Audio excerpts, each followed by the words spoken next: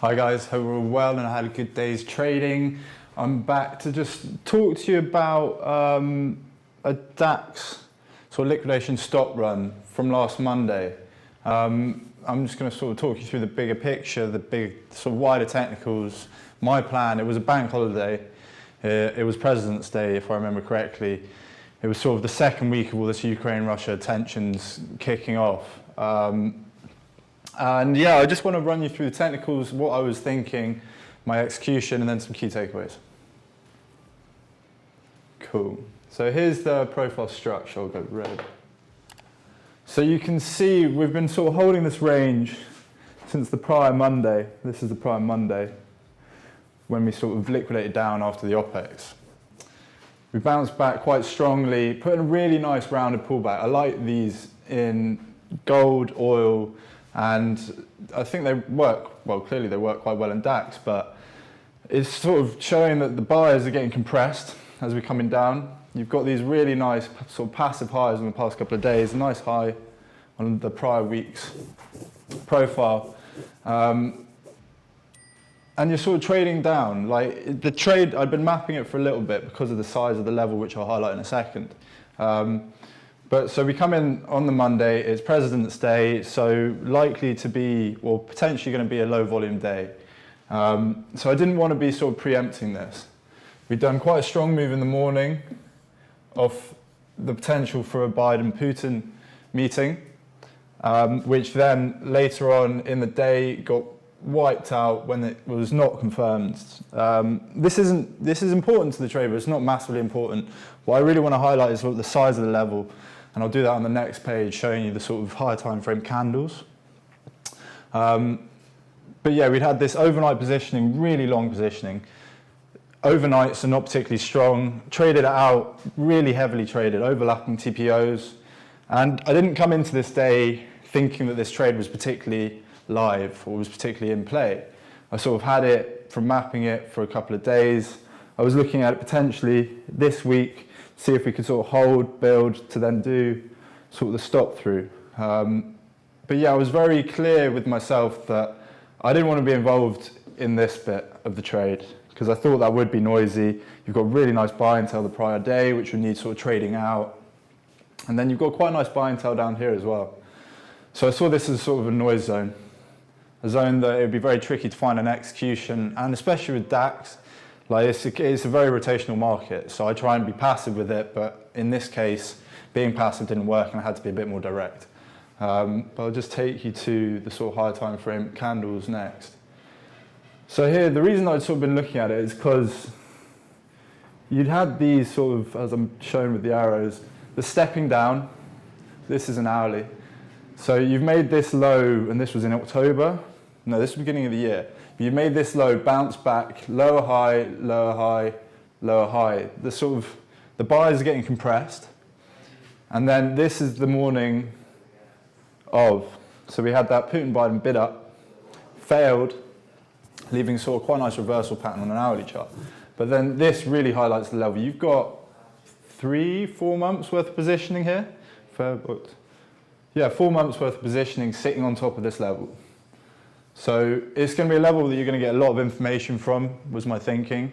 It would be great to be pre-positioned into it because then you can sort of add when you see the price action. And I'm going to talk you through in the execution bit, the sort of difficulties with that. But yeah, this is sort of the higher time frame. And this is a trade that you don't get very often because obviously it takes quite a long time to form such a significant level. Oh, gone back. Gone to end of day. So I'm going to just leave you with that, and then I'm going to bring over the execution. I've done slightly different to last time because it didn't work. Just to make sure that we get the video. So I'm bringing you, actually, sorry. I'm going to bring up a 1 minute just to show you where we got to. So this is a 5 minute. So we've done that very grindy offer into the big level. Decent volumes considering it's a bank holiday and quite a directional move as well considering it's a bank holiday. And we're holding in this sort of 5 minute sideways.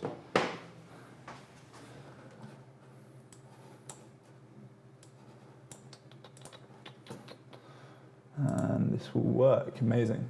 Okay, so this is the ladder we're focusing on. And my thinking here, I've got the noise and all.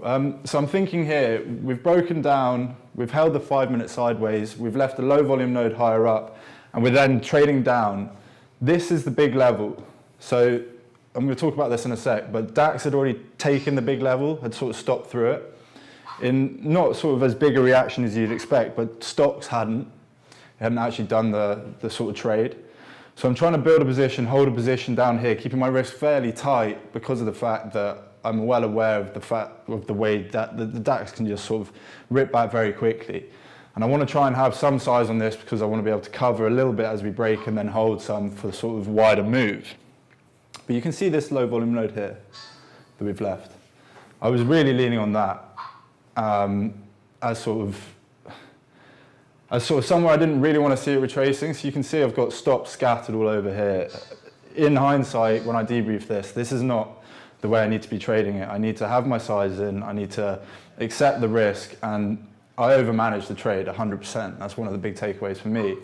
Because I'm trying to hold some size very close to a big level, and yeah, I'm sort of just in my mind right now, I'm aware to the fact that this could just sort of flick and then snap straight back. That's not the sort of move I'm looking for. I'm looking for sort of that doof and then doof. It's also taking a little bit longer than I would have expected to sort of do the trade, but again, in the back of your mind, the fact that it's a bank holiday, that's all there.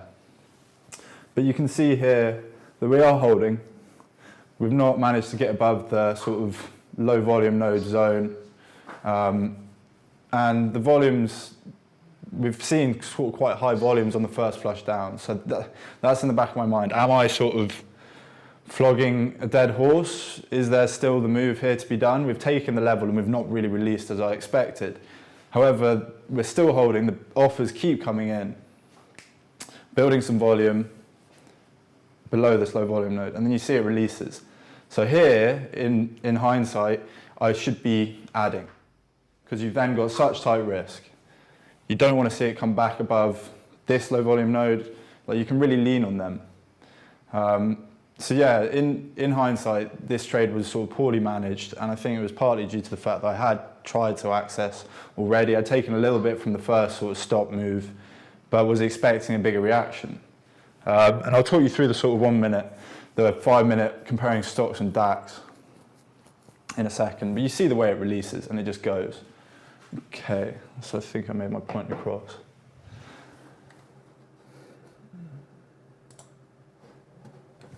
Okay, I'm going to take you back to the profile because there's a couple of things on this that were, when I debriefed, that you can really sort of lean on. It's not so easy with this profile because of how wide the sort of rotations in DAX can be, but we've left these single prints on the break below the overnight low, so that's a real sign of strength.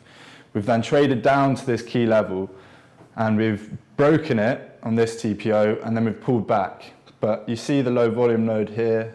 Hope that I'm not covering it. We've come back and we've held that, and that was the one that I was talking about, that little 5 minute range that I was trying to execute to the lows of. But so everything is sort of here to suggest that we are good to go. But I think with DAX, you always have to be quite sort of cautious of your risk, because otherwise you can end offside very, very quickly. And this is just the hourly to show sort of, yeah, the size of the move. I could have taken more from the trade, but sort of I had a bit more conviction that we were going to sort of, I didn't want to hold for too much and then it come all the way back, as I will show you. And this is that 5 minute range that I'm talking about. So the level that's this line here, that's the big level. That's that big daily level. So we stopped through initially on strong volumes, and then we hold down here. You can see we put in sort of a couple of indecision candles, and then still hold that low volume node, which is that there. So that sort of gave me the confidence to be willing to execute so low down, and then you're leaning on your sort of ladder and 1 minute patterns. So this is the DAX and stocks. We'll just put a D and an S. You can see that at this point, stocks hasn't actually taken that level. And at the time, I was sort of so engrossed in the DAX that I hadn't actually realized this. So I was more leaning on the fact that we're holding that low volume node. We were looking strong in terms of the singles being left. And this quite shows that low volume node quite nicely. But this, I think, would have given me a lot more conviction had I been aware to where the stocks was in terms of that level, because you want both of them moving through at the same time. Stocks had a very similar sort of higher time frame pattern. Yeah, this is the 1 minute. So your break could potentially have been the stops. You see the volumes on these candles. We hold this low volume node on a retest, and that would have been the optimum sort of optimum place to start getting your position in. Because if you can start building up here, you're then able to add, manage, take some off if you need to, add more. But this was where I executed. I'd been involved in this move, added when we sort of tested back, and skewed my price a bit, so not taking as much as I maybe could have or should have. And so I waited. I wanted to see this was willing to sort of hold under the big level, come back down and give me some structure to be able to access and frame my risk. And this is the footprint. Well, this is the footprint chart I use. I know other people, like Harry, for example, use a different one for DAX. But this was quite key for me. I was really looking at that in terms of the buying that we'd seen off the level, these two candles. The fact we'd taken the level wasn't ideal for me. I would like to have seen us hold up there a little bit more, put more time, and then have gone. And I think it would have been an easier execution then. But the fact that we took the level, you then got some buying, and we failed to get back above the level and came back down. And then you get the real sort of stop run on this candle here. The real stop run on this candle here. But this selling that you're seeing persistently through that 1 minute,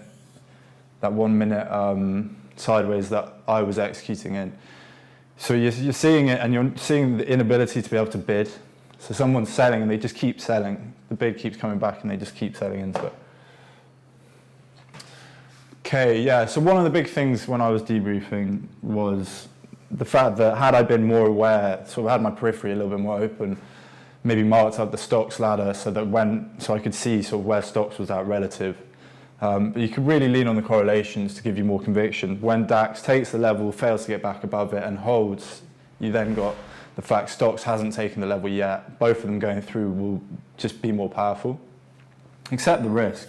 As you saw in that video, I overmanaged the trade and I'd taken off, I think I'd taken off one or two of my lots before it really went. Like, you have the structure there, and overmanaging it's not helpful. It's just sort of it's a sort of, I guess, an anxiety thing. You don't want to see it. You're thinking it potentially could flush and then reverse. But when you've got the price action, it holding that sort of low volume node, you need to trust it. And also, no need to preempt. Like, this trade showed you how much time you sort of had to get information from the market that would have meant your conviction would have been a lot higher. And then you could have executed maybe a bit more efficiently, slightly higher up on the failure. But yeah, that was a big thing for me. I was sort of into the level trying to position, and then when we stopped through, added, and then it sort of failed and came back. But yeah, if you can let it fail and then look to execute and get your positions in with a little bit clearer structure. Because as I say with DAX, the way that thing can rotate, it can rotate back so deep. But yeah, you just need to trust it, especially when you see it holding. Someone's bidding it, but it's holding it, stepping down. Okay, I think that's everything. Thank you very much, guys. Hope you have a good evening. Thanks.